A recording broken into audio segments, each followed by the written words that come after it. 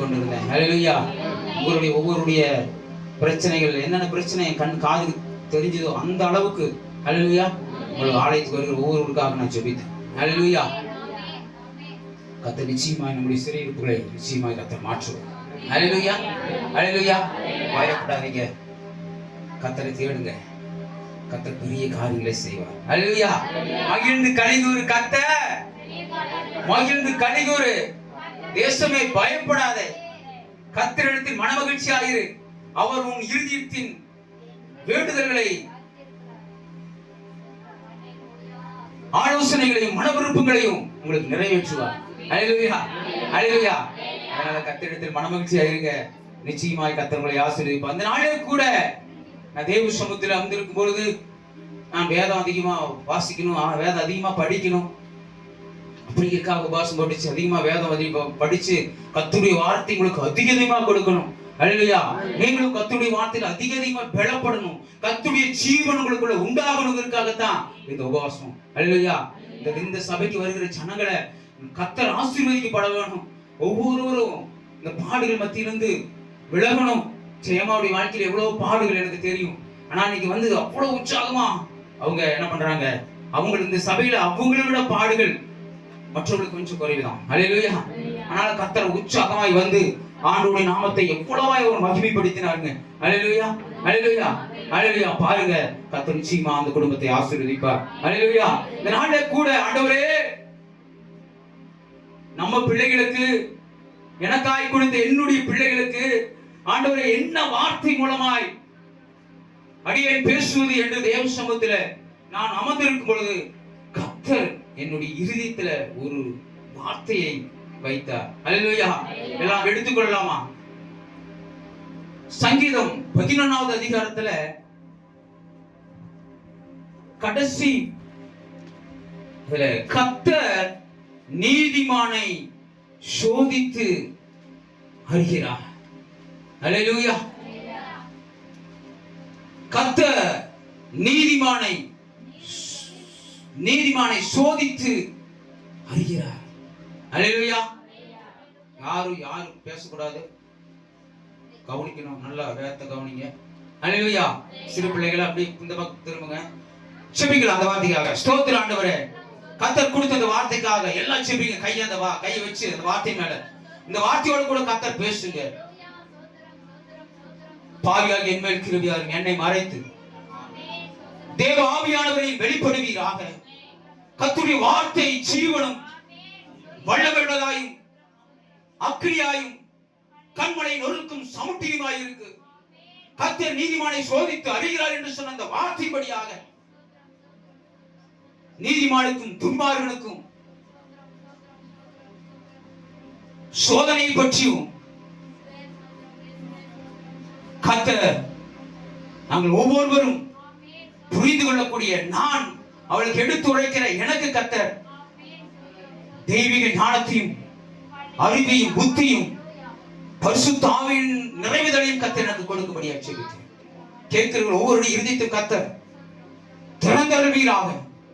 எல்லா தூக்கத்தின் ஆவிகள், சோர்வின் ஆவிகள், பலவீனத்தின் ஆவிகள் இயேசு கிறிஸ்துவின் நாமத்தினால் இப்பொழுது வெளியேறும்படியாக கட்டளையிடுகிறேன். கர்த்தர் இந்த வார்த்தை மூலமாக எங்களோடு பேசுகிறார். இயேசுவின் நாமத்தில் பிதாவே, ஆமென். ஹல்லேலூயா. கர்த்தர் நீதிமானை சோதித்து அறிகிறார், துன்மார்கனே அல்ல. ஹல்லேலூயா. உலகத்தில் இருக்கிற துன்மார்கனை ஆண்டவர் சோதிக்கலையா? ஹல்லேலூயா. ஆண்டவர் சொல்கிறார், நீதிமானை சோதித்து அறிகிறார். ஹல்லேலூயா. ஹல்லேலூயா.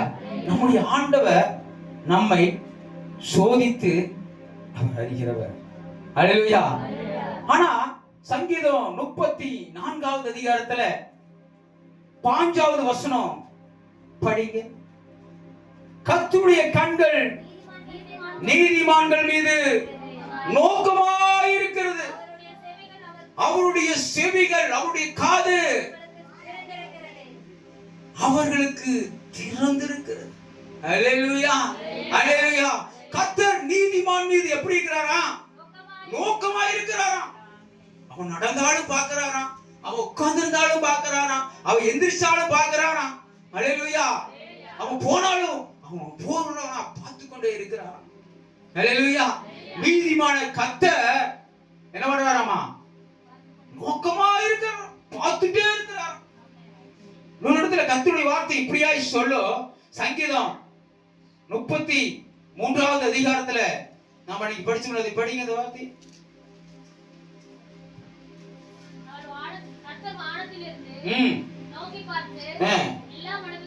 கர்த்தர் வானத்திலிருந்து நோக்கி பார்த்து எல்லா மனுபுத்திரரையும் காண்கிறார். தாம் வாசமாய் இருக்கிற ஸ்தலத்திலிருந்து பூமியின் குடிகள் எல்லோரும் மேலும் அவர் கண்ணோக்கமாய் இருக்கிறார்.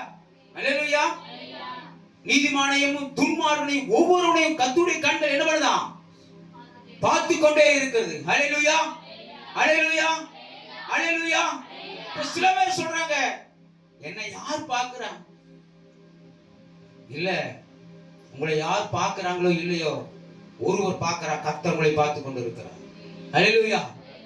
கர்த்தருடைய கண்கள் உங்கள் மீது நோக்கமாய் இருக்கு. கர்த்தருடைய கண்கள் உங்கள் மீது நோக்கமாய் இருக்கு. கர்த்தர் உங்களை பார்த்து கொண்டிருக்கிறார். நான் உங்களை காண்கிற தேவன், நான் உங்களை காண்கிற தேவன். கர்த்தர் உங்களை பார்த்து கொண்டிருக்கிறார். சில பேர் என்னை பார்க்கறதுக்கு, என்னை விசாரிக்கிறதுக்கு எனக்கு யாருமே இல்லைன்னு சொல்லி கிளம்பு. இல்ல, உங்கள் கணவன், உங்கள் மனைவி, உங்க பிள்ளைகள் எல்லாரும் கூட உங்களை பார்க்காம கண்காணிக்காம உங்களை மறந்து போயிருக்கலாம். ஒரு சமயம் தாயும் தகப்பனும் கைவிட்டாலும் கைவிடாத தேவனாகிய கர்த்தர் தாயும் தகப்பனும் மறந்தாலும் மறக்காதவர். அல்லேலூயா. உங்களோடு இருக்கிறார். உங்களுடைய வலதுகரம் பிடித்து துணை நிற்கிறார். உங்களோடு இருக்கிறார். நான் உன்னோடு கூட இருப்பேன். கர்த்தருடைய வார்த்தை ஜீவன் உள்ளது. அவர் சொன்னா சொன்னதுதான், சொன்னா சொன்னதுதான். நான் உன்னோடு கூட இருப்பேன். கர்த்தர் உங்களோடு கூட தான் இருப்பார். நீங்கள் தேவாதி தேவனுடைய பிள்ளைகள், நீங்கள் கர்த்தருடைய ஆலயம். ஆண்டவர் உங்களோடு கூட இருப்பார். கர்த்தர் உலகத்தில் இருக்கிற எல்லா மனுஷனையும் பார்க்கிறாருன்னா, விசேஷமாய் கர்த்தரால் தெரிந்து கொள்ளப்பட்ட தம்முடைய பிள்ளைகள் மீது அதிக கவனம் செலுத்துவார். அல்லேலூயா. முன்னாடி வசனத்துல பார்த்தோம், கர்த்தர் என்ன பண்றாரா? எல்லா மனுஷன் மீது நோக்கமா இருக்கிறாராம். இந்த உலகத்தில் இருக்கிற நீங்களும் நானும் எல்லாரையும் பார்ப்போம். அல்லேலூயா. பெற்ற தாயும் தகப்பனும் உலகத்தில் இருக்கிற எல்லாத்தையும் பார்க்கறீங்க. ஆனா உங்க பிள்ளைகளை தனியா நீங்க உற்று கவனிப்பீங்க. அல்லேலூயா. அப்படித்தான் நம்முடைய ஆண்டவர், நம்முடைய ஆண்டவர் அப்பா உங்களை என்னை இந்த உலகத்திலிருந்து பிரித்தெடுத்துட்டாரு. அந்த காலத்திலிருந்து ஆச்சரியமான ஒளியிடத்துக்கு அழைத்த தேவன், அப்பா பிதாவை என்று கூப்பிடக்கூடிய புத்திர சுவிகாரத்தை கொடுத்தவர். நீங்களும் நானும் தேவனுடைய பிள்ளைகள். அல்லேலூயா. கர்த்தர் உங்கள் மீது நோக்கமா இருப்பார். உங்களை பார்த்துட்டே இருப்பார். உங்களை பார்க்காம இல்லை. கர்த்தர் நம்மை காண்கிற தேவன். கர்த்தர் நம்மை காண்கிற தேவன். ஆகாஷ் சொல்கிறாங்க வனாந்தரத்துல, கர்த்தர் என்னை காண்கிற தேவன். கர்த்தர் என்னை காண்கிற தேவன். நீங்க சொல்லுங்க, கர்த்தர் என்னை காண்கிற தேவன். சொல்லுங்க எல்லாம் நெஞ்சு மேல கை வச்சு, கர்த்தர் என்னை காண்கிற தேவன். கர்த்தர் என்னை காண்கிற தேவன். யார் பார்த்தாலும் பார்க்காட்டி சரி, கர்த்தர் என்னை பார்த்துட்டு இருக்கிறார். என்னை உள்ளங்கையில வரைந்து வைத்திருக்கிறார். என் தலை முடியெல்லாம் கர்த்தர் என்னை வச்சிருக்கிறார். கர்த்தர் என்னை கண்ணின் மணி போல காப்பார். அவர் என்னோடு கூட இருக்கிறார். உலகத்தின் முடிவு பரியந்தமும் சகல நாட்களும் என்னோடு கூட இருக்கிறேன்னு சொன்னவர், சகல நாட்களும் என்னோடு இருக்கிறேன்னு சொன்னவர், அவர் என்னோடு கூட தான் இருப்பார். யார் எத்தனை பேர் என்னை எப்படி நினைத்தாலும், என்னை அவமதித்தாலும், அவமானமாய் பேசினாலும், கர்த்தர் என்னோடு இருப்பார். ஸ்திரீயானவள் தன் பாலனை மறப்பாளோ, அவள் மறந்தாலும், பெற்ற தாயும் தகப்பனும் உற்றார் உறவினர்களும் சொந்த பந்தங்களும் உங்களை மறந்தாலும், தாய் மறந்தாலும் தந்தை மறந்தாலும் மறக்காதவர், உங்களுடைய கரத்தை பிடித்திருக்கிறவர், உங்கள் மீது அக்கறை உள்ள தெய்வம், உங்கள் மீது அக்கறை உள்ளவர், கரிசனை உள்ளவர். ஒரு சில நேரத்தில் நீங்க நினைப்பீங்க, கர்த்தர் என்னை கைவிட்டாரோ, கர்த்தர் என்னை மறந்தார், சியோனே கர்த்தர் என்னை கைவிட்டாரோ என்று சில நேரங்களில் நீங்க கேட்பீங்க. என் வாழ்க்கையில எவ்வளவு ஏன் பாடுகள், ஏன் உபத்திரவம், ஏன் நஷ்டம், ஏன் அவமானம், ஏன் நோய், ஏன் வியாதி, ஏன் பலவீனம், கர்த்தர் அப்படியே சொல்லுகிறார், கர்த்தர் எங்களோடு இருந்தா நான் ஏன் இந்த மீதியானுடைய கையில அடிமைக்கு இருக்கிற ஒடுக்கப்படுகிற கிதியோனை பார்த்து கர்த்தர் சொல்லுகிறார், கிதியோனே நான் உன்னோடு இருப்பேன், நான் உன்னோடு இருப்பேன். கர்த்தர் சொல்லுகிறார், உங்களோடு நான் இருப்பேன்னு சொல்லி கர்த்தர் சொல்லுகிறார். பயங்கரமான பராக்கிரமசாலியான கர்த்தர் உங்களோடு இருப்பார். நீங்க பலம் கொண்டு திடமனதாக இருங்கள். உங்கள் இருதயம் கலங்காமலும் தூளாமலும் இருக்கட்டும். உங்கள் துக்கம் சந்தோஷமாக, உங்கள் புலம்பலை ஆனந்த கழிப்பாய் கர்த்தர் மாற்றுவார். கர்த்தர் மாற்றுவார். கர்த்தரால் கூடாத காரியம் ஒன்றுமில்லை. அவர் அதிசயமானவர். உங்களுக்கு அதிசயங்களை காணப்படுவார். கர்த்தர் உங்களுக்கு அரணான கோட்டையா, அக்கினி மதிலாய், ஜீவனுள்ள தேவன் மரித்து மூன்றாம் நாள் உயிரோடு எழுந்து இன்றும் பிதாவின் வலது வருஷத்தில் நமக்காய் பரிந்து பேசுகிற ஜீவனுள்ள தேவன் ஒருபோது நம்மை மறந்து விட மாட்டார். கர்த்தர் நீதிமான் மீது நோக்கமாய் இருக்கிறார். கர்த்தர் நீதிமான் மீது நோக்கமாய் இருக்கிறார். சங்கீதம் 34வது அதிகாரம் 17வது வசனம் என்ன சொல்றது படிங்க. நீதிமான்கள் கூப்பிடுவது கர்த்தர் கேட்டு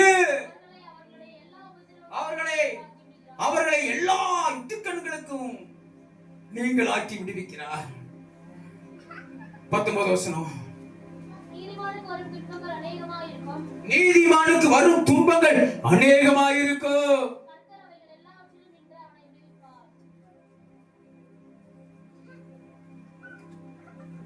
கர்த்தர் அவைகள் எல்லாவற்றிலும் வந்து உங்களை விடுவிப்பார். உங்கள் துன்பங்கள் உங்களுக்கு வந்துனா நீங்க தாங்க நீதிமான். அல்லேலூயா. துன்பங்கள் வருதா, பாடுகள் வருதா, உபத்திரவம் வருதா, நீங்க தான் நீதிமான். நீங்க தான் நீதிமான். துன்பங்கள் வரும் பொழுது அந்த துன்பங்கள் தேவனிடத்தில் நம்மை கிட்டி சேர்ப்பதற்காக வரும். சில துன்பங்கள் தேவனிடத்தில் நம்மை கிட்டி சேர்க்கும். பாடுகள் உபத்திரவங்கள் வருவது இயேசுவே இயேசுவே இயேசுவே என்று நம்ம கூப்பிடும்போது நெருக்கத்தில் இருந்த தாவீது கர்த்தரை நோக்கி கூப்பிடுகிறார்.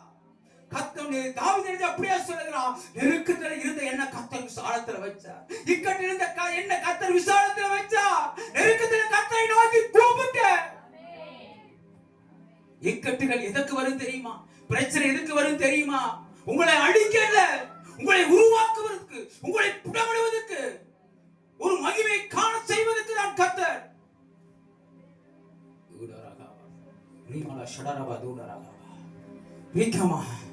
இக்கட்டு நெருக்கத்தில் கர்த்தரை நோக்கி கூப்பிடு. அண்ணால் கர்த்தரை நோக்கி கூப்பிடுகிறார். அண்ணால் நெருக்கோ, குழந்தை இருக்கிற நெருக்கோ கர்த்தரை நோக்கி கூப்பிடுகிறார். அவமான நிந்தையின் மத்தியில, வியாதியின் மத்தியில் கர்த்தரை நோக்கி கூப்பிடு. அடக்கிக் கொள்ளாத சியோன் குமாரத்தியே, உன்னை அடக்கிக் கொள்ளாத கம்பீரமாய் கர்த்தரை நோக்கி கூப்பிடு கர்த்தர் சொல்லுகிறார். சத்தம் இல்லாம இயேசுவே என்னை ரட்சிங்க, இயேசுவே என் வியாதி குணம், அப்படி இல்ல. இயேசுவே உம்மை விட்டா எனக்கு யாரும் இல்ல, என்னை ரட்சியோ, என் கணவனுக்கு சுகத்தை கொடு, என் கணவனை மாற்று என்று முழு உள்ளத்தோடு நீ அழுது, நீ கண்ணீர் விட்டு உபவாசத்தோடு புலம்பி அழுது பார். அந்த நெருக்கோ, அந்த வியாதிகிற நெருக்கோ, அந்த பலவீனங்கிற நெருக்கோ மாறும். தாவீது சொல்லுகிறான், நான் இளம் வயதிலிருந்து நான் இளமையா இருந்தேன், இன்னைக்கு முதிர் வயதாயிட்டேன், ஆனால் நீதிமான் கைவிடப்பட்டதையும் அவன் சந்ததி அப்பத்துக்கு இறந்து திரிந்ததையும் நாம் காணவில்லை. வியாதி மத்தியில, பாடுகள் மத்தியில நீங்கள் அழைந்து திரிவதற்கு கர்த்தர் உங்களை விடமாட்டார். நீதிமான் மீது கர்த்தருடைய கண்கள் நோக்கமாயிருக்கு.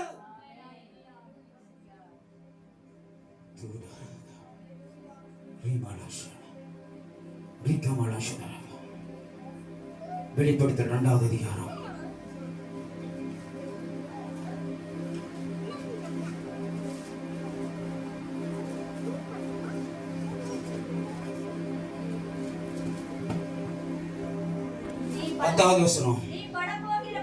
நீ படப்போகிற பாடுகளை குறித்து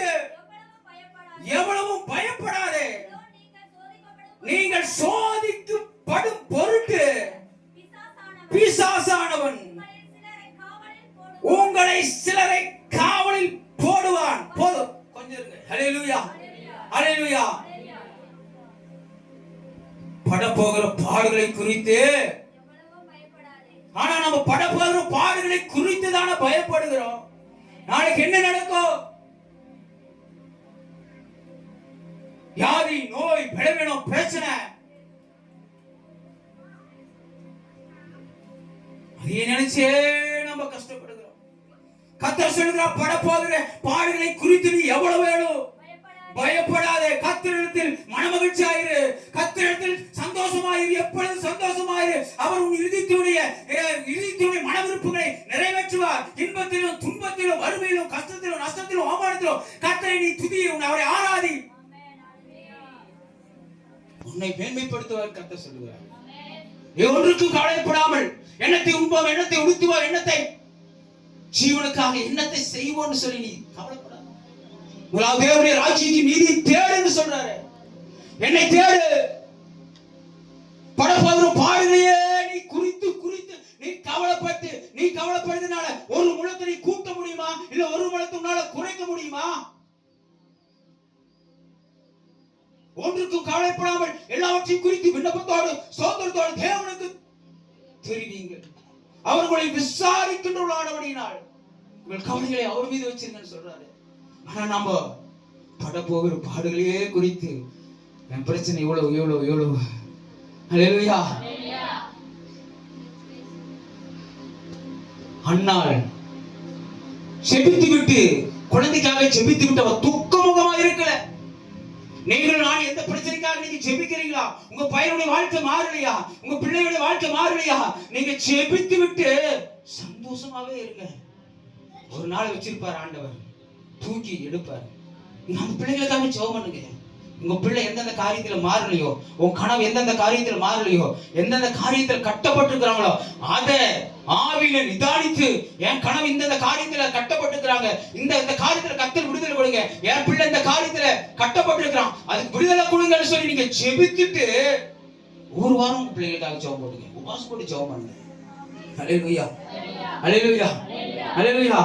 படப்போகிற பாடுகளை குறித்து எவ்வளவு வேணும் பயப்படாதே. நீங்கள் சோதிக்கப்படும் பொருட்டாக, போதும் பாருங்க, சோதிக்கப்படும் பொருட்டாக. அப்போ இந்த உலகத்துல ஒவ்வொருத்தரும் உண்டு அப்படின்னு கர்த்தர் சொல்லிக்கிறார். ஹல்லேலூயா. இன்னும் சொல்லிங்க, இங்க கர்த்தருடைய வார்த்தை சொல்லுது, கர்த்தருடைய வார்த்தை ஒண்ணும் ஆவியினால, தேவனுடைய ஆவியினால் எழுதப்பட்டது. இங்க கர்த்தருடைய வார்த்தை சொல்லுது சோதிக்கப்படும் பொருட்டாக. அப்போ உங்களுக்கு எனக்கு ஒரு சோதனை இந்த உலகத்துல. ஹல்லேலூயா. இந்த உலகத்துல சோதனை சோதிக்கப்பட்டதான். தங்கம் வெள்ளி சோதிக்கப்பட்டாதான் பொன்னா மாறும். தங்கம் எங்க இருந்து எடுக்கிறாங்க? மண்ணுக்குள்ள இருந்து எடுக்கிறாங்க. வெள்ளி எங்க? மண்ணுக்குள்ள இருந்து எடுக்கிறாங்க. எப்படி உங்களுக்கு இவ்வளவு அழகா ஜொலிக்கிற ஒரு தங்கமா வருது? மண்ணில இருந்து எடுத்து நல்ல தண்ணீர் நல்லா அலாசி, அந்த கொஞ்சம் கசராக இருக்கிற அந்த தங்கத்தை எல்லாம் பிரிச்சு அதை கொண்டு போய் அக்கினியில போட்டு, அதுக்கு ஒரு திரவியம் இருக்குதான். தங்கத்தை அந்த அழுக்கையெல்லாம் நீக்கிறது ஒரு திரவியம் இருக்குதான். என்னமாமா? புடமும் அப்படிங்கிற, வெள்ளிக்கு குகையும் அப்படிங்கிற ஒரு திரவியம் இருக்கான். அப்ப அந்த வெள்ளிக்கு அந்த குகையும் அப்படிங்கிற திரவியத்தை ஊத்துனா தான் என்ன ஆகும்? பரிசுத்தமாகி அது உங்களுக்கு வெள்ளியா காலில் ஜொலிக்கும். அப்போ இந்த தங்கத்தை அந்த புடமும் அப்படிங்கிற அந்த திரவியத்தை ஊத்தி சுத்தம் பண்ணி அதை எடுத்து அக்கினியில உருக்கி என்ன பண்ணணும்? அக்கினியில உருக்கி அதுல இருந்து அந்த திரவியத்தை ஊத்தி அதுல இருந்து ஒரு தங்கத்தை, தெளிவான தங்கத்தை எடுத்து அது தங்க கட்டியா மாறி, அதுக்கப்புறம் அதே ஆசாரி கிட்ட கொடுத்து பட்டையில வச்சு அங்க அக்கினியா உருக்கி அடிச்சு நொறுக்கி என்ன பண்ணாங்க? தங்கத்தை அடிச்சு சுத்தியில வச்சு அடிச்சு நொறுக்கிதான் ஒரு அழகான தங்கமா வருது. அப்போ நீங்களும் நானும் தங்கமாக, வைரமாக, முத்தாக தேவனுக்கு போகணும்னா எங்க? பரலோகத்துக்கு போகணும்னா எங்க? சோதிக்கப்படுங்க. ஹல்லேலூயா. சோதிக்கப்பட்டாதான் பொன்னா மாறும். மண்ணிலிருந்து எடுக்க தங்கம் பொன்னா மாறணும்னா அங்க ஒரு சோதனை. வெள்ளி பொன்னா மாறும் ஒரு சோதனை. அப்போ ஆண்டு சொல்றது அதுக்கு மட்டுமல்ல, உங்களுக்கு சோதனை உண்டு. நீ நீதிமானா, நீ துன்மார்கனா, நீ எப்படிப்பட்டவ, உன்னை கர்த்தர் சோதித்தறிவா. நான் எப்படிப்பட்டவன், கர்த்தர் என்னை சோதிப்பா. சோதனையின் மத்தியில எப்படி இருக்கிற, சோதிக்கப்படும் போது எப்படி இருக்கிற. ஹல்லேலூயா, ஹல்லேலூயா, ஹல்லேலூயா. அப்ப பாருங்க கர்த்தருடைய வார்த்தை. ஸ்தோத்திரம். யாரும் பேசக்கூடாது. பௌத்ரா இங்க பாரு. ஹல்லேலூயா சொல்லு. ஹல்லேலூயா. அண்டர் சொல்லுங்க. ஹல்லேலூயா. எல்லாம் சொல்லுங்க. ஹல்லேலூயா, ஹல்லேலூயா, ஹல்லேலூயா. அப்புறம் பாருங்க 10 நாள் உபத்திரவப்படுவீர்கள். 10 நாள் இந்த உபத்திரம் மரணத்தொடங்கி இருக்காதான் 10 நாள். இப்போ யோபு புத்தகத்துக்கு போலாம். ஹல்லேலூயா.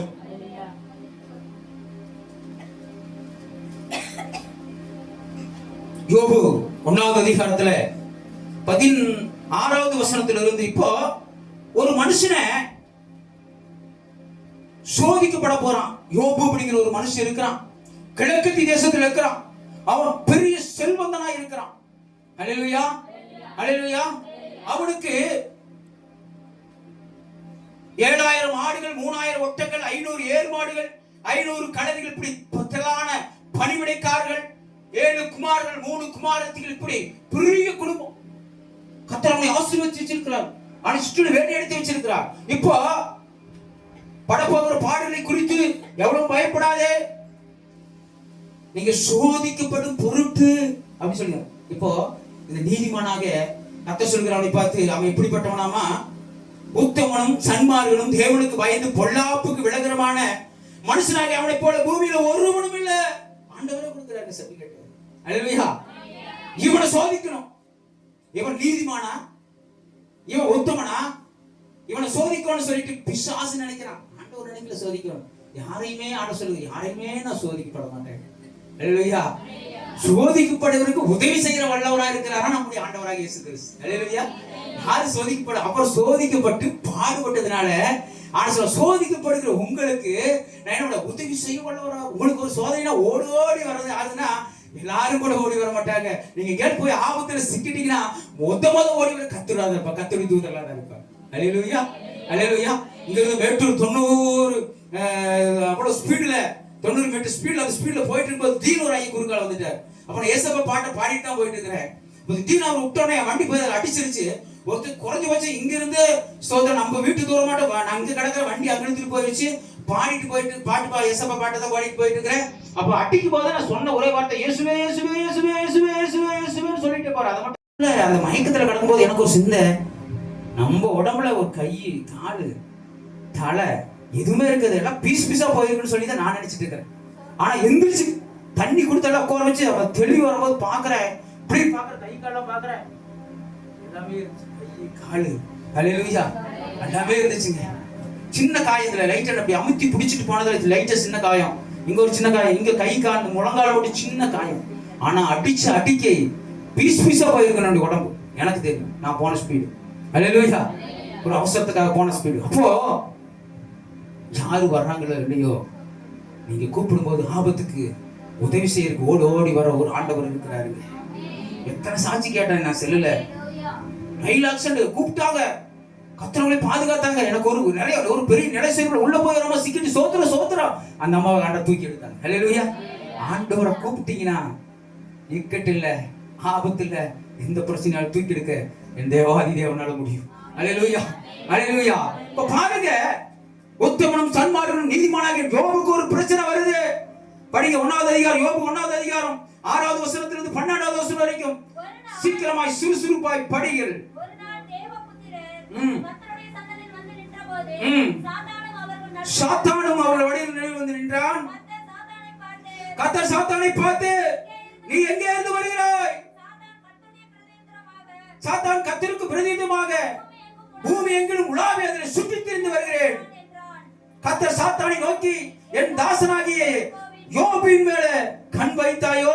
உத்தமனும் சன்மார்கனும் தேவனுக்கு பயந்து பொல்லாப்புக்கு விலகுமான அவனை போல பூமியில் ஒருவனும் இல்லை. அதுக்கு சாத்தான் கர்த்தருக்கு பிரதிநிதியாக யோபு விருதாவாகவா தேவனுக்கு பயந்து நடக்கிறான்? நீர் அவனையும் வீட்டையும் அவனுக்கு உண்டான எல்லாவற்றையும் சுற்றி வேலையளிக்கவில்லையோ? அவன் கையின் கிரிகளை ஆசீர்வதித்து அவன் சம்பத்து தேசத்துல பெருகிட்டு, ஆனாலும் உடைய கையை நீட்டி தொடுவீர், ஆனால் அப்பொழுது அவன் முகத்துக்கு நேராக உன்னை தூசிப்பானே. கர்த்தர் சாத்தானை நோக்கி, இதோ அவனுக்கு உண்டான எல்லாம் உன் கையில் இருக்கிறது, அவன் மேல் மாத்திரம் உன் கையை நீட்டாதே. அப்பொழுது சாத்தான் கர்த்தருக்கு போதும் போதும் போதும். ஹல்லேலூயா ஹல்லேலூயா ஹல்லேலூயா. ஒரு நாள் நாம எப்படி இப்ப சபை கூடுறோமோ அப்படி அங்க போய் தேவதூதரெல்லாம் இயேசு ஆண்டவரெல்லாம் கூடுற ஒரு இடம் இருக்கு. ஹல்லேலூயா. அந்த இடத்துக்கு நாமளும் போவோம் ஒரு நாளைக்கு. ஹல்லேலூயா. இப்ப கூடி நிற்கும் போது அங்க ஒருத்தர் வரான். ஆண்டவருக்கு நம்மளுக்கு விரோதிகள் இருப்பாங்க இந்த உலகத்துல யாராவது. அப்ப விரோதி அங்க ஒருத்தர் வரான். அதான் சத்ரு, லூசிபர் சத்ரு வந்து சொல்றான், எங்க இருந்து ஆண்டவர் கேட்கிறாரு, எங்க பாபா சுத்திட்டு வரேன், நான் கூட பிள்ளைங்க வெளியே போய் எந்த போன என்ன விசாரிக்கிறோம், எங்க சுத்தி வரேன்னு சொல்லி கேட்டா, பூமி எங்களை உலா விட்டு வரம்பா. ஆண்டவர் கேட்கிறாரு, என் பிள்ளை ஒருத்தர் இருக்கிறானப்பா, பாத்தியா அவனைய, நீதிமான், உத்தமன், எனக்கு பயந்து நடக்கிறோம்பா, அவனை போல இந்த பூமியில ஒருத்தன் கூட இல்ல. ஆனா அவன் சொல்றான், அவனை சும்மாவா உங்களை பின்பற்றி வரான், கத்தாவே கத்தாவே அப்படின்னு சொல்லிட்டு வரான். நீங்க அவனை ஆசீர்வதிச்சிருக்கீங்க. வியாதி இல்ல, நோய் இல்ல, பலவீனம் இல்ல, சத்துரு போராட்டம் இல்ல, அவனுடைய ஆடு மாடெல்லாம் பாத்தீங்கன்னா பெருக்கிட்டீங்க, நல்லா இருக்கான். அதனால தானே அவன் என்ன சொல்றான், அவன் இயேசுவே சொல்லிட்டு இருக்கிறான். ஒரு சமயம் நீங்க அவனை தொட்டு அவனுக்கு உண்டான எல்லாவற்றையும் நீங்க எடுத்தீங்கன்னா அப்ப தெரியும் அவனுடைய சுயரூபம் அப்படின்னு சொல்றாங்க. அப்போ கர்த்தர் சொல்றாரு, இல்ல இல்ல என் பிள்ளை உண்மையா என்னை பின்பற்றுறான், அப்ப சோதிக்கலாமா, பாத்துக்கலாமா அப்படிங்கிறான் சத்துரு. சரி, ஆனா நீ என்ன பண்ணாத, அவனுக்கு உண்டானதெல்லாம் உங்ககிட்ட இருக்குன்னு சொல்றாரு. இந்த பூமியில பிசாசுக்கு தான் கொடுத்திருக்கு ஆண்டவர். ஹல்லேலூயா. இந்த பூமியை அவன் தான் ஆளுகை செய்யறான். அந்தகாரத்து பிரபு, வானத்தில் அந்தகார பிரபு தான், இந்த அந்தகாரத்தில் இந்த பிரபுகள் தான் இந்த பூமியை ஆளுகை செய்யறாங்க. அவருடைய கரத்துல தான் இருக்கிறோம். அவன் இருக்கும்போது ஆண்டவர் சொன்னாரு, நீ மண்ணா இருக்கிற, நீ மண்ணை திம்பேன்னு சொல்லி சொன்னார். எப்படி? நீ மண்ணுல ஊறி மண்ணை திம்பேன்னு சொல்லி ஆண்டவர் சொன்னார். மண்ணுனாலதான் கர்த்தர் உங்களை எண்ணெய் உண்டாக்கினார். எப்படி? மண்ணினாலதான் கர்த்தர் உங்களை எண்ணெயும் உண்டாக்கினார். அதனால எதிராளியான பிசாசு எப்போ உங்களை விழுங்கலாமோ, நம்முடைய எதிராளி யாரு? என்ன பண்றான், நம்ம எப்ப திங்கலாமோ, எப்படா உங்களை திங்கலாம், எப்படா தேவனை விட்டு பிரிக்கலாம்னு சொல்லிட்டு அவன் எப்படி இருக்கிறான், சிங்கத்தை போல இருக்கிறான். ஒரு சிங்கத்தை வந்து எப்படி இருக்கு, நம்ம எப்படி உட்கார்ந்து பயந்துச்சு டக்குன்னு கதவு சாத்து ஏதோ பறையா பறந்துடும். ஹல்லேலூயா. எதிராளியான பிசாசு கெச்சிக்கிற சிங்கத்தை போல எவனை விழுங்கலாமோ என்று இருக்கிறான். அப்ப இந்த எதிராளியான பிசாசு யோபு மேல கண்ணு வைக்கிறான். எப்படியாவது இவன் என்ன பண்ணணும், இந்த சோதனை சோதிச்சு பார்க்கலாம். ஹல்லேலூயா. இப்ப சோதிக்கும் போது அவனுடைய ஆடு மாடு ஒட்டகம் கோதாரி கழுதை எல்லாமே செத்துருச்சு. அடுத்த ஓடி சொல்றான், வானத்திலிருந்து கர்த்தருடைய அக்கினி இறங்கி வந்து என்ன பண்ணுச்சு, எல்லாத்தையும் அழிச்சு போட்டுருச்சு, உன் பிள்ளைகளை எல்லாத்தையுமே அழிச்சிருச்சு. இங்க சொல்ற பேச்சு பாருங்க, கர்த்தருடைய அக்கினி, சபையார் வந்து எல்லாம் மேல விழுந்து ஆடு மாடெல்லாம் கொண்டு போட்டாங்க, வெட்டி போட்டாங்க. அடுத்து கர்த்தருடைய அக்கினி வானத்திலிருந்து இறந்துச்சுன்னு சொல்லுவாங்க. ஹல்லேலூயா. கவனிச்சீங்கன்னா அது தெரியும், வார்த்தையில கீழே படிச்சீங்கன்னா தெரியும். பாருங்க, அவன் சொல்லு கர்த்தர் மேலதான் குறை, கர்த்தர் மேல வரும். நீ ஆண்டவருக்கு ஆலயத்துக்கு வரதால சொல்லுவாங்க, நீ கர்த்தரை தேடுறதால என்ன உனக்கு பிரச்சனை, கர்த்தரை தேடுறதால வியாதி நல்லா ஆயிடுச்சா, இல்ல உங்க வாழ்க்கையில போராட்டம் இல்லையா, இப்படித்தானே சொல்றாங்க. ஹல்லேலூயா. சத்துரு பாருங்க அப்படித்தான் கொண்டாந்து என்னன்னா ஒரு முற்றுப்புள்ளியை வச்சு நமக்கும் தேவனுக்கு ஒரு பிரிவினை உண்டு பண்ணப்பாங்க. ஹல்லேலூயா ஹல்லேலூயா ஹல்லேலூயா. பாருங்க, சோதிக்கப்படும் போது இப்போ எல்லாமே இறந்துருச்சு, ஆடு மாடு எல்லாம் இறந்துச்சு. அடுத்தது இரண்டாவது அதிகாரம் 7வது வசனம் படிங்க.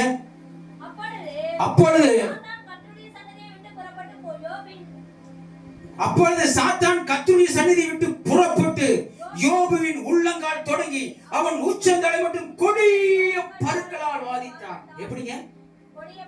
உள்ளங்கால் தொடங்கியான், மேல மட்டும் நடக்கிறதுக்கு தடம், உள்ளங்காலே என்னாச்சு, பூரா கட்டி விழுந்துருச்சுங்க. எப்படி நடப்பான்? கால் விட்டு போட்டு மேலே இருந்தா கூட எப்படி நடக்க முடியும்? உள்ளங்கால் தொடங்கி சொல்லுது கர்த்தருடைய வார்த்தை. அப்ப உள்ளங்கால் எல்லாமே பூரா பெரிய பெரிய கட்டி வந்து புண்ணாகி அழுகிச்சு. ஹல்லேலூயா ஹல்லேலூயா. இப்போ யோபுடைய நண்பர்கள் வராங்க, இப்படி என்னுடைய யோபுக்கு ஒரு பிரச்சனை. அப்ப பாடுகள் வந்து அவனை பார்க்க போலாம்னு சொல்லிட்டு பார்க்கறதுக்கு வர்றாங்க. தூரத்துல இருந்து பார்த்தா அவன் உரு குலைந்து போயிட்டான். எப்படி உரு குலைந்து போயிட்டான்? அல்லேலூயா. 2வது அதிகாரத்துல 12வது வசனம் படிங்க. நண்பர்கள் யோபுவை பார்க்க வரும்பொழுது, தூரத்திலிருந்து வரும்பொழுது சொல்றாங்க, தன் கண்களை ஏறெடுத்து பார்த்த பொழுது அவனை உரு தெரியாமல் சத்தமிட்டு அழுது அவரவன்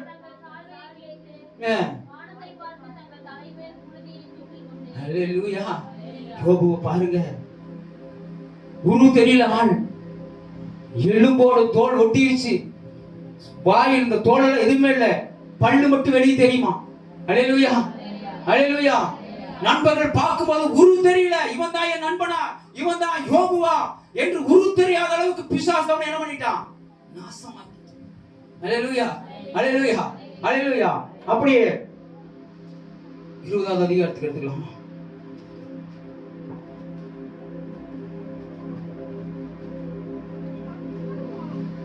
19வது அதிகாரம் நினைக்கிறேன். ஸ்தோத்திரம், ஸ்தோத்திரம். 19வது அதிகாரம் 20வது வசனம்.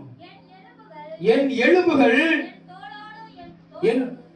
என் எலும்புகள் என் தோளோடும் என் மாமிசத்தோடும் ஒட்டிக்கொண்டு இருக்கிறது, என் பற்கள் மூடி கொஞ்சம் தோல் மாத்திரம் இருக்குது. நினைச்சு பாருங்க. அல்லேலூயா. ஒவ்வொருத்தரும் நினைச்சு பாருங்க. என்ன சொல்ற அப்படி? என் எலும்புகள் என் தோளோடு என் மாமிசத்தோடு ஒட்டிக்கொண்டு இருக்குது. அல்லேலூயா. இவன் ஒரு எலும்பு கூடுதான். என்ன பண்ணுது? அன்னைக்கு ஒருத்தர் செல்ல பார்த்தேன், அப்படிதான் இருந்துச்சு. ஒரு வளர்த்தியா ஒருத்தர் கூட்டிட்டு வந்தாங்க. எலும்பெல்லாம் வெளியே, எல்லா எலும்புமே தெரிஞ்சது, விழா எலும்பெல்லாம் தெரிஞ்சது. இப்ப அவனை விடவும் மோசம். அல்லேலூயா. எலும்போடு தோல் ஒட்டிக்கிட்டு இருந்துச்சான். அவன் பற்களை மூடுறதுக்கு இல்லையா. அல்லேலூயா, இல்லையா. அல்லேலூயா. இப்போ அவன் சொல்லுகிறான், ஸ்தோத்திரம்,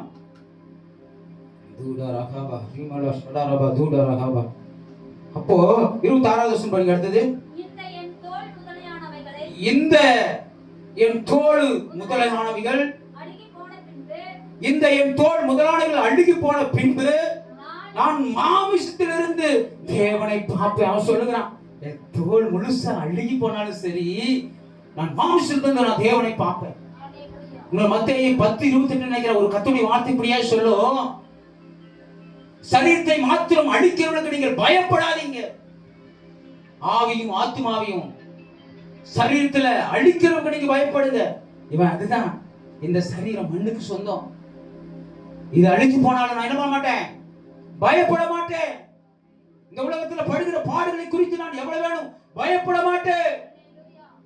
நான் நீதிமான். நான் சொல்லுவான், நான் நீதிமான், எனக்கு தெரியும், கர்த்தருக்கு முன்பாக நான் நீதிமான் சொல்லிட்டே இருப்பான். நான் நீதிமான், நீதிமான், நீதிமான்.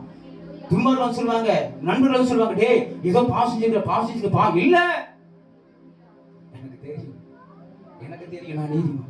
எங்க அப்பாவுக்கு தெரியும், நான் நீதிமான். என் தோல் முதலாளிகள் அழுகி போனாலும் சரி, மாமிசத்திலிருந்து நானே என் கண்களை கர்த்தரை பார்க்கும். 27வது வசனம், அவரை நானே பார்ப்பேன், அந்நிய கண்கள் அல்ல, என் கண்களை அவரை காணும். அல்லேலூயா, அல்லேலூயா. என் கண்களை அவரை காணும். என் மீட்பர், 25வது வசனம், என் மீட்பர் உயிரோடு இருக்கிறார், அவர் கடைசி நாளிலே பூமி மேல் நிற்பார் என்றும் நான் அறிந்திருக்கிறேன். அல்லேலூயா, அல்லேலூயா, அல்லேலூயா, அல்லேலூயா. யோபுவின் பாடுகள் யாராவது குண்டா?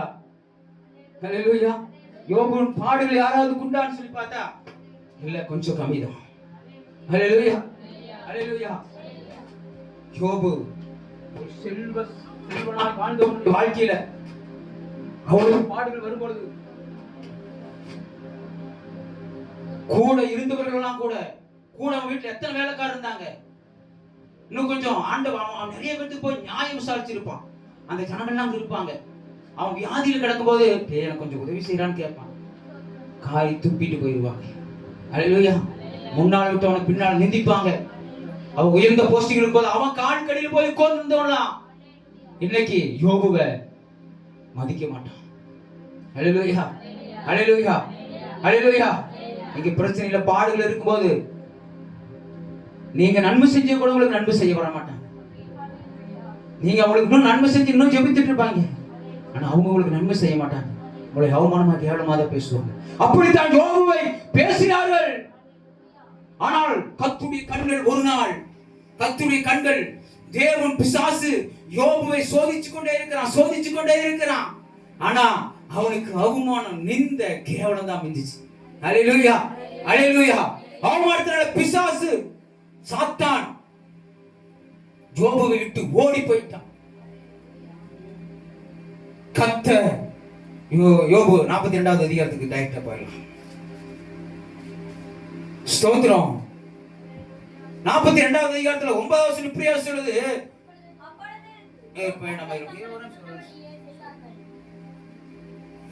அப்பொழுது கர்த்தர் யோபுவின் முன்னிலைமையை பார்க்கிறோம். ஸ்தோத்திரம். ஒரு நிமிஷம்மா. கர்த்தர் யோபுவின் முன்னிலைமையை கர்த்தர் யோபுவின் முகத்தை பார்த்தார். Very good. Hallelujah, hallelujah, hallelujah, hallelujah, hallelujah, hallelujah, hallelujah, hallelujah. பாருங்க, யோபுவின் முகத்தை கர்த்தர் பார்த்தாங்க. ஹalleluya. நம்முடைய ஒவ்வொருடைய முகத்தையும் கர்த்தர் பார்க்கிறவருங்க. ஹalleluya, ஹalleluya. படிங்க பாஸ்டர்மா. 14வது அதிகாரத்துல இருந்து கர்த்தர் யோபுவின் முன்னிலைமை பார்க்கணும், அவன் பின்னிலைமையை ஆசீர்வதித்தார். 14,000 ஃபர்ஸ்ட் அவன் கிட்ட இருக்கிற ஆடு 7,000 ஆடு, இப்ப 14,000 கொடுக்கிறார், திருப்பி கொடுக்கிறார் ஆண்டவர். அடுத்தது ஹalleluya. 6,000 ஃபர்ஸ்ட் இருந்து அவனுக்கு இருந்த ஒட்டகம் 3,000, இப்ப 6,000 கர்த்தர் கொடுக்கிறார். ஹalleluya. ஏறுகள் 1000 ஃபர்ஸ்ட் 500 ஏறு தான் இருந்துச்சு, இப்ப 1000 ஏறு கொடுக்கிறார். அடுத்தது உண்டாயிற்று 500 கழுதைக்கு 1000, இப்படி நிறைய டபுளா கொடுக்கிறார். அடுத்து 7 குமாரர்களும் 3 குமாரத்திகளும். பாருங்க, ஒரு சமயத்தை ஒண்ணு சொல்ல விட்டுட்டேன். இந்த பிரச்சனையெல்லாம் சோதிக்கும் போது மனைவி தன் கணவன் விட்டுட்டு போயிட்டா. ஹalleluya. இந்த பிரச்சனையின் மத்தியில மனைவி கணவன் விட்டுட்டு போய் யோபு விட்டு அவங்க மனைவி அவங்க தாய் வீட்டுக்கு போயிட்டா. ஹalleluya. அதுக்கு பின்னால மனைவியும் கர்த்தர் வர வச்சு, சில பாடுகள் மத்தியில் அப்படிதான் சில பெண்கள் என்ன பண்ணுவாங்கன்னா, கணவன் வியாதி பலவீனத்தில் கிடக்கும்போது விட்டுட்டு போயிடுவாங்க. ஹalleluya. அடுத்து கூட்டிட்டு ஓடி போறவங்களும் இருக்கிறாங்க இந்த காலத்திலையும். ஹalleluya, ஹalleluya, ஹalleluya. ஆனா இவ போய் தாய் வீட்டுல இருக்கிறா. மடியும் போய் யோபு நல்லா இருக்கணும், நல்லா கர்த்தருடைய யோபுவின் முகத்தை கர்த்தர் கண்டதனால மடி போய் ஆண்டவர் தன் மனைவி 2 பேர்த்தையும், பிரிந்து போன குடும்பத்தை கர்த்தர் கட்டுகிறவர், குடும்பத்தை கட்டுகிறவர் கர்த்தர். ஒருவனுக்கு ஒருத்தி கர்த்தர் குடும்பத்தை கட்டி மடி கூட்டி கொண்டு வந்து, மடி அதே 7 குமாரர்கள் 3 பிள்ளைகள். அந்த தேசத்துல அந்த குழந்தைகள் பிள்ளைகள் அவ்வளவு அழகா, சௌந்தரியமா, அவ்வளவு அழகா. ஹalleluya. கர்த்தர் கொடுத்த பிள்ளைங்க அழகு. ஹalleluya. கர்த்தர் அவங்களுக்கு கொடுத்து அவனுடைய 4 தலைமுறைய காண கர்த்தர் அவனுக்கு கிருபை செய்தார். நெடுநாளாய் இருந்து பூரண வயதுள்ளவனாய் கர்த்தரிடத்தில் சேர்க்கப்பட்டான். ஹalleluya. நீங்கள் 10 நாள் உபத்திரவப்படுவீர்கள். ஹalleluya. அந்த வசனம் படிங்க. படப்போகிற பாடுகளை குறித்து எவ்வளவு வேணும்? பயப்படாதே. நீங்கள் சோதிக்கப்படும் பிசாசான உங்களை 10 நாள் உபத்திரவப்படுவான். ஆகிலும் நீங்கள் மரண பரிந்து உண்மையாரு, அப்பொழுது கர்த்தர் உங்களுக்கு ஜீவ கிரீடத்தை கொடுப்பார். ஹalleluya. உங்களுக்கும் எனக்கு ஒரு ஜீவ கிரீடம் வைக்கப்பட்டிருக்கிறது. எப்ப தெரியுமா? சோதனைக்கு பின்பாக தான் உங்களுக்கு ஜீவ கிரீடம். உபத்திரவத்துக்கு பின்பாக தான் ஜீவ கிரீடம். உங்களை சோதிக்கப்பட்ட பின்னால்தான் ஜீவ கிரீடம். ஹalleluya, ஹalleluya, ஹalleluya. ஒரு காரியத்தை தான் பார்த்தோம், 2-3 காரியம் எடுத்து வச்சேன். நான் வேண்டாம், டைம் இல்ல. ஹalleluya. அடுத்த வாரம் பார்க்கலாம். ஹalleluya, ஹalleluya. சாத்ராக் மேஷாக் ஆபேத்நேகோ பற்றி, சாலமோன் பற்றியும் இதே காரியத்துல அப்படியே ஹalleluya. சோதனை அடுத்த வாரம் தொடர்ச்சி பண்ணலாம். ஹalleluya. இப்ப பாருங்க, சோதனை சோதிக்கப்பட்ட பின்புதான் தங்கம் பொன்னா மாறும். ஹalleluya. அப்ப உங்களுக்கும் எனக்கும் அழிந்து போகிற பொன் அக்கினியால் சோதிக்கப்படுகிறதாம். எப்படி? இந்த பொண்ணு, தங்கம், வெள்ளி, வைரம், ரத்தனம், வைடூர் எல்லாமே இந்த பூமியில இப்படி அழைச்சு போகுது. நாளைக்கு பரலோகத்துக்கு வராதுங்க. அதுக்கே இவ்வளவு சோதனை. தச்சன் கட்ட கொடுத்து அடிச்சு, அதை நல்லா அடிச்சு முழி வச்சு செதுக்கி எவ்வளவோ காரியங்களை செய்யறாங்க. அல்லேலூயா. அடிச்சு தட்டி நொறுக்குறாங்க இந்த தங்கத்தை பொண்ணா மாற்றுறது. அப்படின்னா நீங்களும் நான் எங்க போய் நிக்க போறோம்னா கத்துடி மகிமையில. இப்ப கத்தர் வந்தாருன்னா அப்படியே வெண்மசத்தை குடிச்சு தேவதூதன் அப்படியே உங்களை எடுத்துக்கொள்வார். அல்லேலூயா. அந்த இடத்துக்கு போற உங்களை கத்தர் எவ்வளவு பரிசுத்தமா அந்த பூமியிலிருந்து பிரித்து எடுக்கணும்னு நினைப்பார் தெரியுங்களா? அதுக்கு தாங்க இந்த சோதனை. கட்டடத்துல கிட்ட நெருங்கிறதுக்கு தாங்க இந்த சோதனை. ஒரு சமயம் சோதனை வருதுன்னா ஐயோ ஏன் அப்படின்னு சொல்லி கேட்காதீங்க. ஆண்டவரே ஆண்டவரே ஆண்டவர் நீங்க கூப்பிடுறதுக்கு தான். அல்லேலூயா. நீங்க கூப்பிட கர்த்தருடைய கிருபை உங்களை சூழ்ந்து உங்களை பரிசுத்தப்படுத்துதான். உங்களுடைய துன்மார்க்கர்கள் நம்மளை நீதிமானாய் மாற்றி தேவ சமூகத்துக்கு நம்மளை கொண்டு போகும்படியாக. அல்லேலூயா. அல்லேலூயா. சோதனையை கண்டு பயப்படாதீங்க. சில சோதனை முட்டாள்கள் தான் சில சோதனை கண்டு தேவனை விட்டு பின்வாங்கி போறாங்க. நிறைய பேர் சோதனைக்கு நகோமி எலிமெலக்கு என்ன பண்ணாங்க? பஞ்சம் வரும்போது மோவாப் தேசத்துக்கு போயிட்டாங்க. அல்லேலூயா. தேவன் நோக்கி கூப்பிடல. தேவன் நோக்கி கூப்பிடுறதா கர்த்தர் உங்களுக்கு ஒரு முடிவு கொடுத்துருப்பார், பேசிப்பார், விசாரிக்கலான்ற இடத்துல போயிட்டாங்க. நம்ம அப்படிப்பட்டவங்க இருக்கக்கூடாது. அல்லேலூயா. நம்முடைய துன்பம் நம்முடைய தேவனிடத்தில் கட்டி சேர்க்கணும். அல்லேலூயா. ஒவ்வொரு நாளும் ஆண்டவரே ஆண்டவரே ஆண்டவரே உங்களை விட்டா எனக்கு ஆர்வம் இல்லை, நீங்க தான் எனக்கு தெய்வம், நீங்க தான் எனக்கு உதவணும், உங்களுடைய கிருபை உங்க வேலை நீங்க எனக்கு கொடுங்க ஆண்டவரேன்னு சொல்லி ஆண்டவர் ஒவ்வொரு நாளும் நோக்கி கூப்பிடும் போது கர்த்தர் நம்மளை பாதுகாக்கிறவராக இருக்கிறார். அல்லேலூயா. அல்லேலூயா. அல்லேலூயா. சோத்திரம் சோத்திரம் சோத்திரம் சோத்திரம். 1 கொரிந்தியர் 10வது அதிகாரம் இந்த வசனங்கள் இருந்துச்சுனே அதுல ஒரு வார்த்தை இருக்கும், படிங்க. நினைக்கிறேன்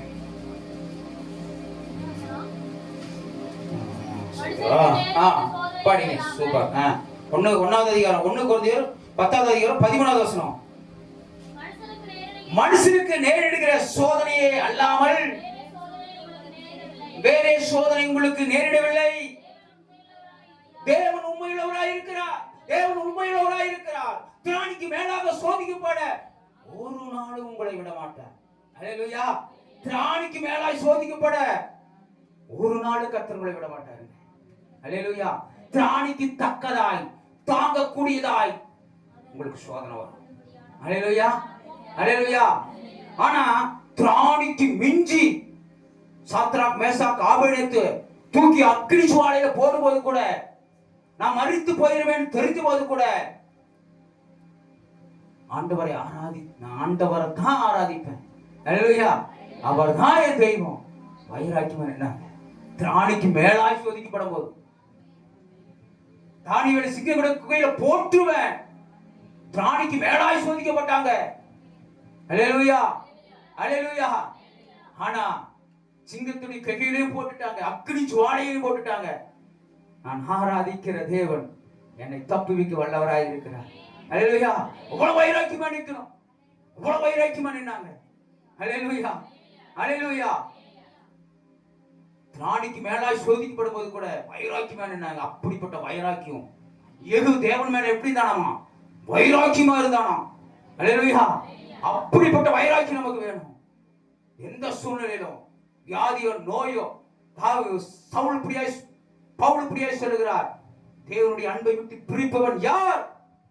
மரணமோ ஜீவனோ பஞ்சமோ பசியோ நிர்வாணமோ நிகழ்காலமோ வருங்காலமோ எதுவுமே தேவனை அன்பை விட்டேனா அது பிரிக்க முடியாது. அல்லேலூயா. வைராக்கியமா நிக்கணும். மரித்தால் நான் தேவனுக்காக. இந்த பாடல்கள் வந்து மரித்தால் ஸ்தோத்திரம், கவலைப்பட மாட்டேன், கர்த்தரை விட்டு பிரிய மாட்டேன். நான் நினைச்சேன் இந்த கௌசிக்கு இறந்த பின்னால இந்த அண்ணன் ஏதாவது மனம் மாறிடுவோம்னு சொல்லிட்டு என்னோட இறுதியத்துல கொஞ்சம் அந்த ஒரு பாரம் என் பட்டு இருந்துட்டு இருந்துச்சு. துன்மார்க்கமா இருந்தாங்க. நாம எல்லாரும் ஒரு காலத்துல அப்படி இருந்தவங்க இன்னைக்கு கர்த்தரை தெரிஞ்சு ஒரு ஊழியம் செஞ்சுட்டு இருக்கிறாங்க. ஒரே பிள்ளை, கர்த்தர் கொடுத்த பிள்ளை கர்த்தரே எடுத்துட்டாரே. கர்த்தர் கொடுத்த பிள்ளை இன்னைக்கு மரித்து போயிட்டாலே. ஒரு சமயம் ஆண்டவர் விட்டு வாங்கிடுவாங்களோ, இந்த ஊழியத்தால் பாதிக்கப்பட்டுருமோன்னு சொல்லிட்டு அவங்களுக்காக ஜெபித்தேன். ஆனா அந்த ஆறுதல் கூட்டத்துல கர்த்தர் அவங்க ஒரே பிள்ளை மரித்த பின்னால கூட கர்த்தர் அவங்களை தேற்றினா. ஒரு அநேக சாட்சிகளை சொன்னா. எனக்கு பிரஷர் 250 300 இத்தனை வருஷமா 5 வருஷம் 10 வருஷம் மாத்திரை போட்டுருக்கிறேன். எல்லாத்துக்கும் கர்த்தர் எனக்கு சுகம் கொடுத்தார். எப்போ கௌசி எல்லாம் பிறந்த பின்னால கர்த்தரை ஏற்றுக்கொண்டவர். கர்த்தர் என் வாழ்க்கையில் அநேக அற்புதங்களை செஞ்சார். சூழ்நிலைகள் மாறினாலும் இயேசு என்னை மறப்பதில்லை. அடக்க ஆராதனையில் ஒரு பாட்டு பாடினார். சூழ்நிலைகள் மாறினாலும் இயேசு என்னை மறப்பதில்லை. என் பிள்ளை மறித்து போனாலும் இயேசு என்னை மறப்பது இல்லை. என்னை உள்ள கையில வரைந்து வைத்திருக்கிறார் சொல்லி ஒரு பாடும் பொழுது அப்படிதான் நினைச்சது. ஆண்டவரே, நீர் அவரை தேற்றி இருக்கிறீர், ஆட்டி இருக்கிறீர், அவரை வேலைப்படுத்தி இருக்கிறீர். யோபு பாடுகள் வரும்பொழுது அவன் இப்படியாய் தேற்றப்பட்டான். யோபு தன் பிள்ளைகள், தன்னுடைய பிள்ளைகள், மனைவி எல்லாரும் போன பின்னால கூட கர்த்தர் கொடுத்த தாயின் கருவிலிருந்து நிர்வாணியாய் வந்த கர்த்தர் கொடுத்த கர்த்தர் எடுத்தாரு சொல்லி தேவன் மகிமைப்படுத்தினார். கர்த்தர் யோபுடைய முன்னிலைமை காட்டிலும் பின்னிலைமை கர்த்தர் ஆசீர்வதித்தார். உங்களையும் ஆசீர்வதிப்பார், உங்களையும் ஆசீர்வதிப்பார், உங்களையும் ஆசீர்வதிப்பார். சாலமோன ஆண்டவர் சொன்னாரு ஒரு ஆலயம் கட்டணும் அப்படின்னு சொல்லி தாவீது தன்னுடைய இறுதியில ஏக்கம் கொண்டான். சாலமோன் ஆண்டவர் சொன்னாரு, நீ கட்ட வேண்டாம், யுத்தத்தில் நிறைய ரத்தம் சிந்தி இருக்கிற, அதனால சாலமோன் கட்டுட்டு அப்படின்னா சாலமோன் கட்டுனா. ஆனா சாலமோனுக்கு ஆண்டவர் சொன்னார், என் கற்பனைகளையும் கட்டளையிலும் நீ கை கொண்டேனா இந்த சிங்காசனத்து மேல உட்கார்ந்திருப்ப. ஒரு சமயம் அந்நிய தேவர்களை நீ பணிந்து கொண்டேனா இந்த சிங்காசனத்து மேல உன் சந்ததியில உட்கார ஆட்கள் இருக்காதுன்னு சொன்னாங்க. ஆனா இவன் அந்நிய ஸ்திரீகள் மீது ஆசை வைத்து பார்வையை குமாரத்தை நேசித்து தேவனுக்கு பிரியமில்லாதவர்களை கொண்டு வந்து ராஜ அரண்மனையில வைத்து அந்நிய தேவனுக்கு பலிபீடங்களை கட்டி தொழுது கொண்டு தேவனுடைய தீமை, தேவனுடைய அக்கினி, எல்லா தீமையும் என்னாச்சு சாலமோன் மீது வந்தது. அவனுடைய சந்ததிய 10 கோத்திரத்தை அவனை விட்டு கர்த்தர் எடுத்தார். ஒரே கோத்திரத்தை மட்டும் அவனுக்கு வச்சிருந்தார். அந்த ஒரு கோத்திரத்தையும் கர்த்தர் தாவீது நேர்மையாய் பின்பற்றியதனால, அவன் எனக்கு உத்தமமா இருந்ததனால, அவன் இதற்கு ஏற்றமாய் இருந்ததனால அந்த ஒரு சந்ததியை கொடுக்கிறேன்னு சொன்னார். அல்லேலூயா, அல்லேலூயா. உயர்த்துகிறவரும் அவரே, தாழ்த்துகிறவரும் அவரே, ஐஸ்வர்யம் அடை பண்ணுகிறவரும் அவரே, கொள்ளுகிறவரும் அவரே. எல்லாமே உடைய கரத்தில் இருக்குது. நடுகிறவனும் ஒண்ணும் இல்லை, நீர் பாய்ச்சலும் ஒண்ணும் இல்லை, விளைச்சிக்கிறவன் கத்தருங்க. எல்லாமே கத்துடைய கரத்தில் இருக்கு. எல்லாம் அவனை கொடுத்தாதான் வாங்கிக்க முடியும். பிடிச்சிக்காம கத்துற சோதனை வரும், பயப்படாதீங்க. நீங்க சோதிக்கப்படுவது தான், சோதிக்கப்படுவீங்கன்னு தான் சொல்லி கத்தர் சொல்லிக்கிறார். இன்னும் ஒரே ஒரு வார்த்தையை கத்தர் ஞானப்படுத்துகிறார். அதை ஒன்றை மட்டும் படிச்சுட்டு முடிச்சிடலாம். பேதுரு சோத்திரம் சோத்திரம் சோத்திரம் சோத்திரம் சோத்திரம் சோத்திரம் சோத்திரம். இந்த வார்த்தை கடைசியா தேவையா இருக்குனால சொல்றேன்.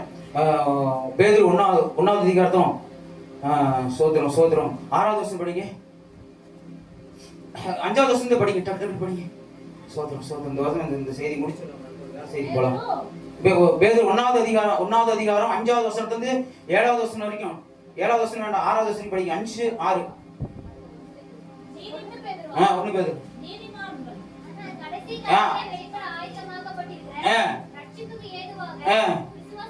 விசுவாசத்தை கொண்டு தேவனுடைய பலத்தினாலே காக்கப்படுகிற, தேவனுடைய பலத்தினாலே காக்கப்படுகிற உங்களுக்கு இந்த சுதந்திரம் பரலோகத்தில் வைக்கப்பட்டிருக்கிறது. இதிலே நீங்கள் மிகவும் சந்தோஷப்படுகிறீர்கள். ஏனினும் துன்பப்பட வேண்டியது அவசியமானதினால் இப்பொழுது கொஞ்ச காலம் பலவிதமான சோதனையினாலும் துக்கப்படுகிறீர்கள். அடுத்தது, அழிந்து போகிற பொன் அக்கினினாலே சோதிக்கப்படும், அதை பார்க்கலும் அதிக விளையாடப்பட்டதா இருக்கிற உங்கள் விசுவாசம் சோதிக்கப்பட்டு இயேசு கிறிஸ்து வெளிப்படும் போது உங்களுக்கு புகழ்ச்சியா இருக்கும். அல்லேலூயா. எத்தனாவது பக்கமா டக்கு டக்கு முடிச்சிடுறேன் பாருங்க. நல்லா புரிஞ்சுக்க. அவ்வளவு சீக்கிரம் இந்த வசனம் எனக்கே புரியல. பாருங்க, கடைசி காலத்தில் வெளியாக்கப்பட ஆயத்தமாக்கப்பட்டிருக்கிற ரட்சிப்புக்கு ஏதுவாக விசுவாசத்தை கொண்டு, இப்ப கடைசி காலத்துல தேவன் வரும்போது நீங்களும் நானும் விசுவாசமா இருக்கிறீங்க எதுக்காக? சோதிக்கிறதுக்காக. நீங்க நீதிமானானு சோதிக்கிறதுக்காக தேவனுடைய கரத்தினால சோதரம் படிமா ரட்சிப்புக்கு ஏதுவாக விசுவாசத்தை கொண்டு தேவனுடைய பலத்தினால் காக்கப்பட்டிருக்கிற உங்களுக்கு அந்த சுதந்திரம் பரலோகத்தில் வைக்கப்பட்டு இருக்கிறது. பாருங்க, சுதந்திரம் நமக்கு எங்க வைக்கப்படுது? இங்க இல்ல, பரலோகத்தில் நமக்கு சுதந்திரம் வைக்கப்படுது. எப்படின்னா, எது மூலமா? விசுவாசத்தினால நீதிமான் ஜெயிப்பானாம். அல்லேலூயா. இந்த பூமி ஜெயிக்க விசுவாசம் வேணும். கர்த்தரோடு கூட இருக்கிறாரு, கர்த்தரோட பரலோகத்துக்கு போகணும் விசுவாசம் ஒன்று. அடுத்தது, இதனால மிகவும் இதிலே நீங்கள் மிகவும் சந்தோஷப்படுகிறீர்கள், ஏனென்றால் துன்பப்பட வேண்டியது அவசியம். இந்த பூமியில கர்த்தருடைய வார்த்தை சொல்லுது, இந்த பூமியில துன்பப்பட வேண்டியது அவசியம். அவசியம் இல்ல அப்படி சொல்லி நினைக்காதீங்க, அவசியம். அல்லேலூயா, அல்லேலூயா.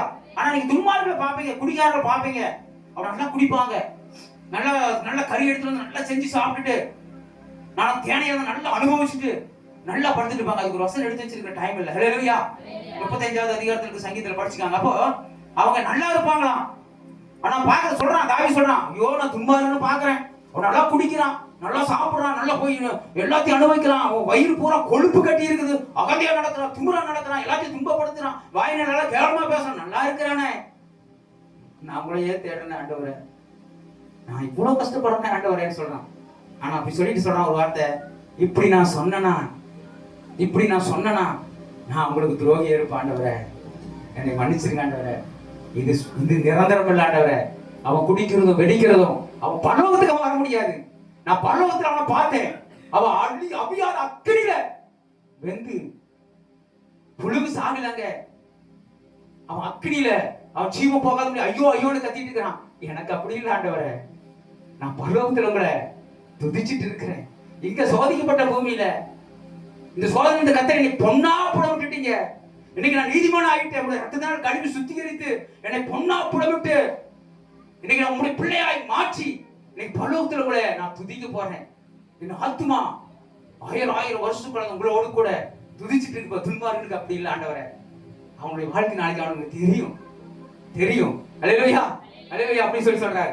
பாருங்க, துன்பப்பட வேண்டிய அவசியமானது இப்பொழுது கொஞ்ச காலம் பல விதமான சோதனைகளால் தூக்கப்படும். கொஞ்ச காலம் தாங்க, கவலைப்படாதீங்க. இந்த உலகத்தை ஆண்டு சொல்லுகிறாரு, இந்த உலகத்தில் நம்மளுக்கு கொடுக்கப்பட்ட ஆயுசு நாட்கள் எவ்வளவு?